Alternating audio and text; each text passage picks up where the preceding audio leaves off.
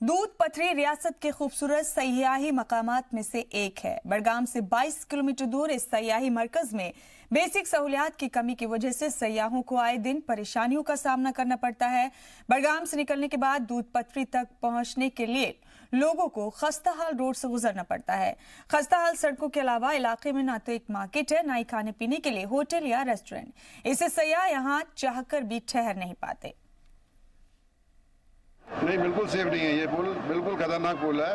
कल को किसी को ये घटना होती है तो इसका जिम्मेदार प्रशासन ही होगा। तो प्रशासन को यहाँ ब्रिज बनाना चाहिए, यहाँ लोगों की सेफ्टी के लिए बनाना चाहिए। इतनी पब्लिक आती है यहाँ पे, देखो कितनी भीड़ लगी हुई है। सेफ्टी नाम की कोई चीज़ नहीं है यहाँ पे। मुझे नहीं लगता ये सेफ है, क्योंकि छोटे छोटे बच्चे आप देख सकते हैं कितने आ रहे हैं यहाँ। तो अगर कोई थोड़ा सा भी फिसल गया तो नीचे चला जाएगा, और पानी का बहाव देख सकते हैं आप कितना ज़्यादा है। तो मुझे नहीं लगता ये सेफ है ऐसा पुल। मैं यहाँ फेसबुक पे भी, नेट पे भी मैंने देखा था दूध पथरी बहुत अच्छी जगह है, लेकिन यहाँ आन के हमने ये देखा यहाँ बहुत कोई सरकार यहाँ पे ध्यान नहीं दे रही है। यहाँ के रोड बहुत बुरे हैं, यहाँ पे आए दिन मैंने ये देखा एक्सीडेंट होते रहते हैं। ये सेफ नहीं है बिल्कुल। अभी भी हमारे कैमरे मेरे बेटे ने देखा एक बॉय गिर गया था, फिर वो आगे जाके पत्थर के पास अटका तो वो बचा है। शायद वो आगे जाके पता नहीं उसका क्या होता। इसके आसपास फेंसिंग बनानी चाहिए या रेलिंग कुछ भी है। This is quite different. यहाँ पे कहते हैं कि वो पानी के कारण हम लोग आए हैं स्पेशल विजिट करने के लिए। लोगों ने काफ़ी सजेस्ट किया इस प्लेस का, तो दे जस्ट टोल्ड अस कि this is a place to visit. अभी तो खैर पहुंचे नहीं है, मगर रास्ते की परेशानी बहुत है। ना बाउंड्री है, ना रास्ते भी टूटे फूटे हैं, बहुत दिक्कत आ रही है। सवारी ने भी उतार दिया, बोले कि गाड़ी ख़राब चल रही है, उस वजह से रास्ते में परेशानी, पैदल चलना पड़ रहा है काफ़ी देर। सालाना अमरनाथ यात्रा जारी है और 2.5 लाख से ज्यादा लोग अमरनाथ गुफा के दर्शन कर चुके हैं। इस बीच अकीदतमंदों को किसी तरह की परेशानी पेश न आए, इसका खास ख्याल रखा जा रहा है। साफ सफाई के भी इंतजाम किए जा रहे हैं, लेकिन जैसे जैसे यात्रा आगे बढ़ रही है, बेस कैंप से गुफा तक रास्तों पर गंदगी के ढेर फैले हुए हैं। सबसे ज्यादा घोड़े की लीद रोड पर गंदगी फैला रही है। इससे निजात के लिए पिछले साल घोड़ों को पूप बैग यानी डायपर पहनाए जाते थे, लेकिन ताकि रास्ता साफ रहे, मगर इस साल घोड़ों को इस तरह के पूप बैग नहीं पहनाए जा रहे। यात्रा में एक बहुत बड़ा जो सरकार और प्रशासन द्वारा एक नियम बनाया गया था, उसका इस बार भी पूरी तरह से लागू नहीं हो पाया है। वो था घोड़े वालों के लिए डायपर सिस्टम। डायपर सिस्टम पिछली बार भी प्रशासन की और घोड़े वाले जो है उनकी अवेयरनेस के लिए, क्योंकि उन्हें उस चीज़ का मालूम नहीं है कि सफाई स्वच्छता की क्या अहमियत है। मोदी जी के जो स्वच्छता अभियान है उसका बहुत बड़ा एक ये पहलू है। जो घोड़े की लीद होती है जी, वो घोड़े वालों को समझा कर ही इम्प्लीमेंट हो सकता है। अकेला प्रशासन इसमें कुछ नहीं कर सकता।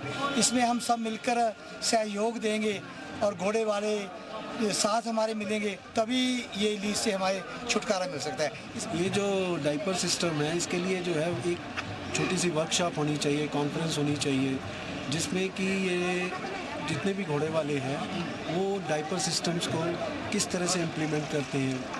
और यदि इनको समझाया जाए तो रास्ते में जो इसकी जो बॉटल्स होती हैं वो इसको डायपर सिस्टम से जो है काफ़ी अच्छी तरह से इसको यूज़ किया जा सकता है। बस ये इससे थोड़ा जो मतलब इससे ये फ़ायदा है कि जो रास्ते में जो कीचड़ वीचड़ है इससे बचेगी और गंदगी से बचेगी। और क्या स्टार्ट किया था डायपर्स पोनीज के लिए, तो उसमें हमने सोनमर्ग में फ्री ऑफ कॉस्ट पाने वाला उसमें ये डायपर्स तकसीम किए, और बालतल में भी हमने तकसीम किए।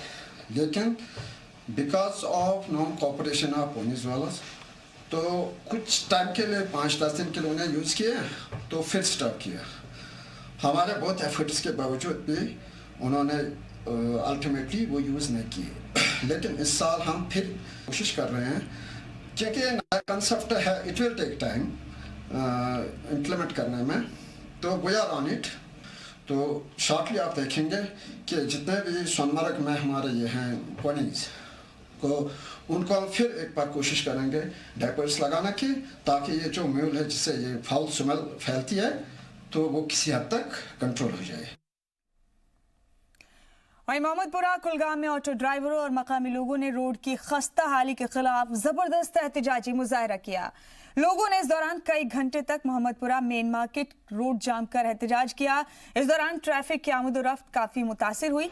लोगों ने इंतजामिया पर इल्जाम लगाया कि 1 साल से ज्यादा वक्त से रोड पर काम चालू है, लेकिन इंतजामिया की लापरवाही की वजह से अभी तक 20% काम भी नहीं हुआ, जिसकी वजह से हजारों लोगों को सफर करने में दुश्वारियों का सामना करना पड़ रहा है। मकामी लोगों ने गवर्नर इंतजामिया से मुदाखलत की अपील की और रोड की जल्द से जल्द मरम्मत करने की मांग की। हमने पिछले बार भी एक प्रोटेस्ट किया है रोड के बारे में, मगर ठेकेदार ने कहा हमें ये पीएचई वाले पाइप निकालने नहीं देते हैं। फिर हम गए, ड्राइवर लोग 10 दिन लगाया वहाँ पर, हमने उसको ऑर्डर लाया और निकाला, आधा पाइप उसने निकाला, फिर छोड़ दिया काम उधर ही अधूरा।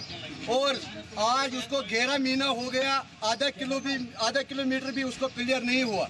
हम इसका मुतालबा ये कर रहे हैं कि अगर गवर्नर साहब भी ये सुन रही है हमारी बात, तो उसको इस ठेकेदार को बता कि फटाफट काम करो। कि हमारे भी को कहना चाहिए कि आपने ये फर्म को, ये प्रोजेक्ट फर्म को था, आपने ये ठेकेदार को क्यों भेज दिया? अगर 19 करोड़ का प्रोजेक्ट था, एक ठेकेदार खाली नरेगा कर सकते हैं, जिसको इसने भेज दिया है वो 1 लाख या 10 लाख तक काम कर सकते हैं। 19 करोड़ का काम कैसे कर सकते हैं? उसने 3 आदमी को यहाँ लगाया, 1 साल तक उसने कुछ नहीं किया। वहीं Kashmir PHE joint employees association की जानिब से श्रीनगर के प्रताप पार्क में एहतजाजी मुजाहरा किया गया। पीएचई महकमे में काम करने वाले डेली वेजर्स और कैजुअल लेबर्स ने तनख्वाह न दिए जाने को लेकर अपनी नाराजगी का इजहार किया और मांग की कि जल्द से जल्द उनकी तनख्वाह दी जाए।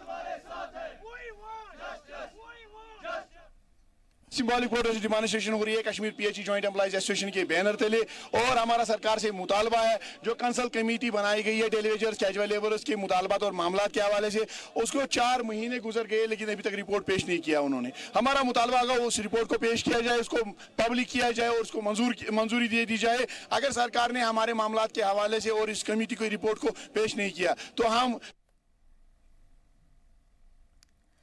वहीं बांदीपुरा में आंगनवाड़ी वर्कर्स और हेल्पर्स के ग्रुप ने डीडीसी ऑफिस के बाहर एहतजाजी मुजाहरा किया। इस दौरान उन्होंने मिनिमम वेजेस कानून के तहत सैलरी की मांग की। साथ ही उन्होंने हाल ही में लिए गए एसओजी के उस फैसले को बदलने की मांग भी की जिसके तहत आंगनवाड़ी वर्कर्स को ग्राम पंचायतों की मंजूरी के बाद ही सैलरी मिलेगी।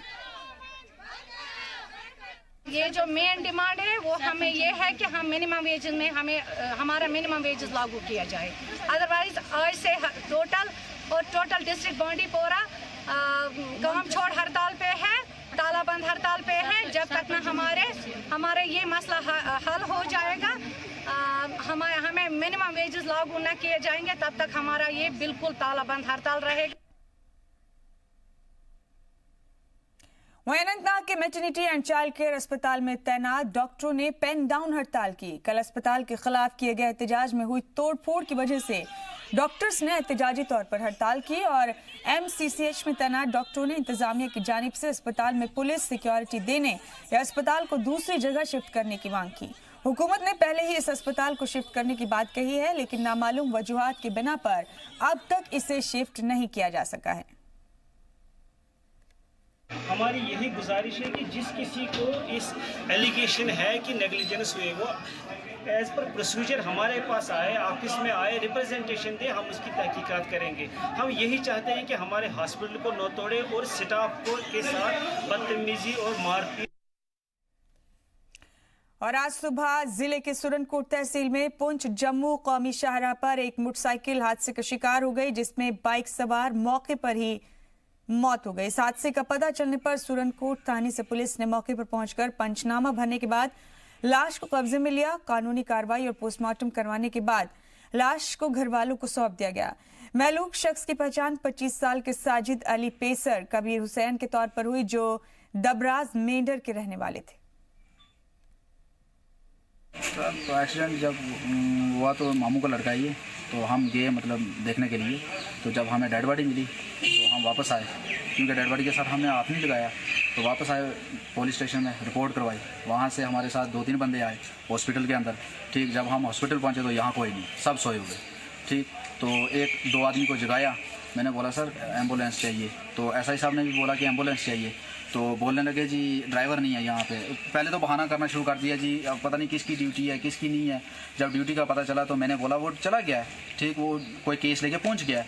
तो बोलने लगे जी उसके अलावा और कोई नहीं है। क्या अगर मतलब उसके अलावा और कोई नहीं है, जब फॉर एग्जाम्पल मान लो कि अगर एक एक्सीडेंट होता है, ठीक, एक एम्बुलेंस उसकी ड्यूटी है ड्राइवर की, मतलब एक, ठीक, तो बाकी वाले कहाँ हैं? पुंछ के देही इलाकों में ट्रैफिक आमद-ओ-रफ्त के ज़ाब्ते की खिलाफ वर्जी करने के साथ ही लोगों की जिंदगी से किस तरह खिलवाड़ किया जा रहा है, इस बात का खुलासा जिले के गांव शींद्रा टाप के लिए चलने वाली टाटा सुमो में देखने को मिला, जहां सिर्फ 14-15 साल के एक लड़के को सवारियों से लदी टाटा सुमो चलाते हुए जिला तरक्याती कमिश्नर पुंछ राहुल यादव ने मौके पर ही पकड़ा और गाड़ी के कागजात जब्त कर लिए। इतना ही नहीं, जब उन्होंने गाड़ी में सवार मुसाफिरों से पूछताछ की कि बच्चे के जरिए चलाई जाने वाली गाड़ी में आप लोग क्यों सवार होते हैं, तो उनका कहना था कि पहले जब सवारियां बिठानी होती है तो बड़ा आदमी ड्राइवर सीट पर होता है, जब गाड़ी भर जाती है तो इस बच्चे को ड्राइविंग सीट पर बैठा कर रवाना कर दिया जाता है।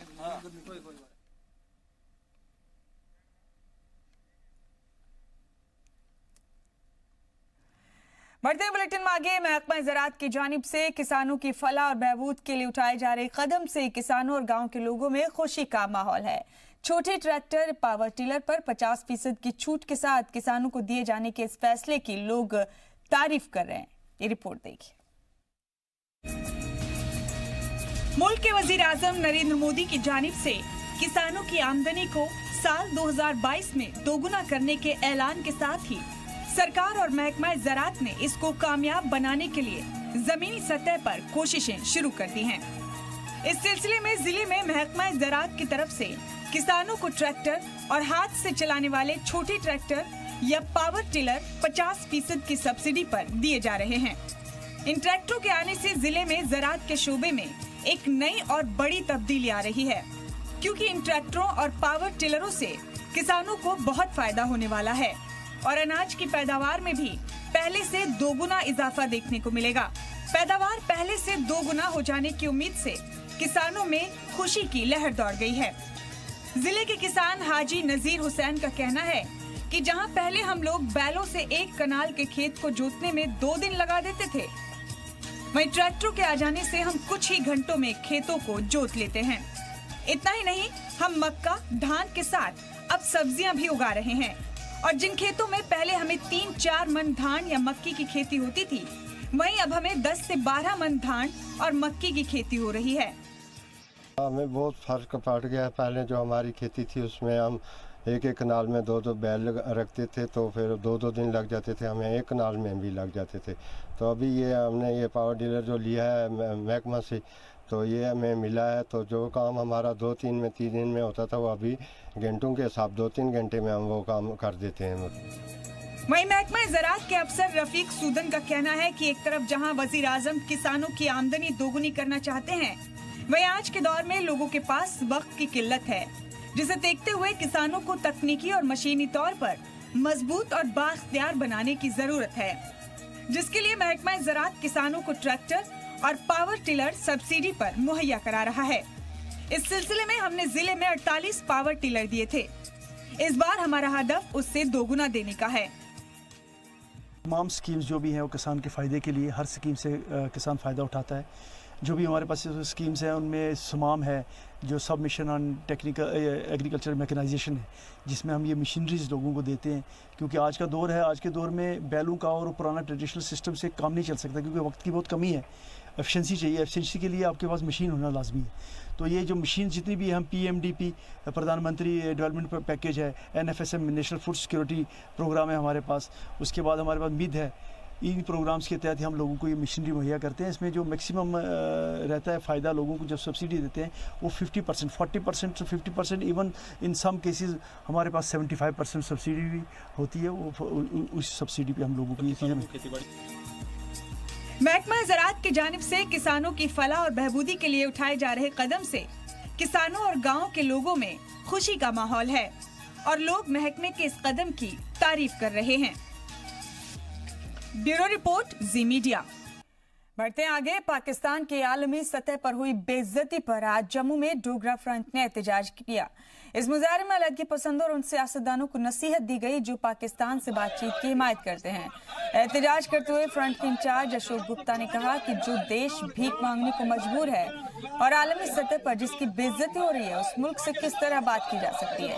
उन्होंने इस मौके पर गवर्नर की जानिब से मिलिटेंट्स पर दिए गए बयान को लेकर हो रही सियासत की भी मजम्मत की।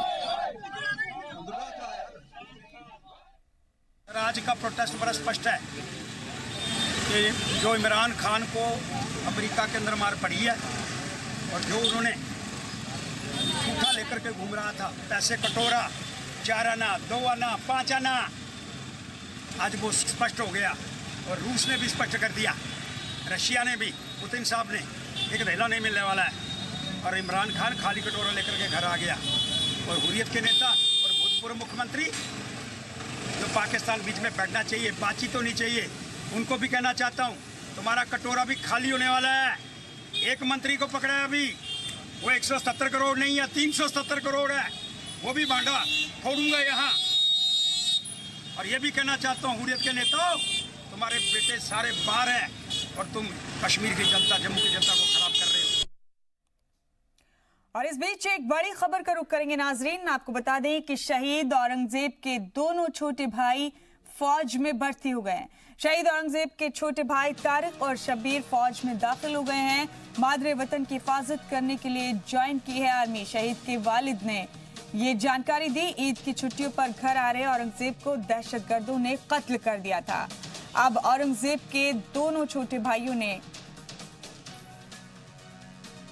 फौज में दाखिल हो गए। उनके वालिद ने इस पर फख्र महसूस करते हुए कहा कि मादरे वतन की हिफाजत करने के लिए उनके बेटों ने आर्मी ज्वाइन किया। आपको बता दें कि शहीद औरंगजेब ईद की छुट्टी के लिए अपने घर आ रहे थे और इसी बीच दहशतगर्दों ने गोली मारकर उनका कत्ल कर दिया। हिंदुस्तानी फौज के जवान थे औरंगजेब और अब शहीद औरंगजेब के दोनों भाई आर्मी का हिस्सा हो गए हैं। हमारे नुमाइंदे राजू केरनी हमारे साथ इस अहम खबर पर जुड़े हैं। श्रीनगर से ब्यूरो चीफ हैं राजू केरनी हमारे साथ, उन्हीं का रुख करेंगे यहाँ पर। राजू केरनी, वाकई फख्र की बात है और सलाम करने लायक है ये जज्बा औरंगजेब, शहीद औरंगजेब के वालिदैन का, उनके दोनों छोटे भाइयों का। एक बेटा उनके वालिदैन का शहीद हो गए औरंगजेब और अब दोनों छोटे बेटों को भी फौज में दाखिल होने के लिए, फौज में भर्ती करने की तरफ राग़िब उन्होंने किया। उनके वालिदैन ने, इन बेटों में भी जज्बा मादरे वतन की खिदमत का है, मादरे वतन की हिफाजत का है।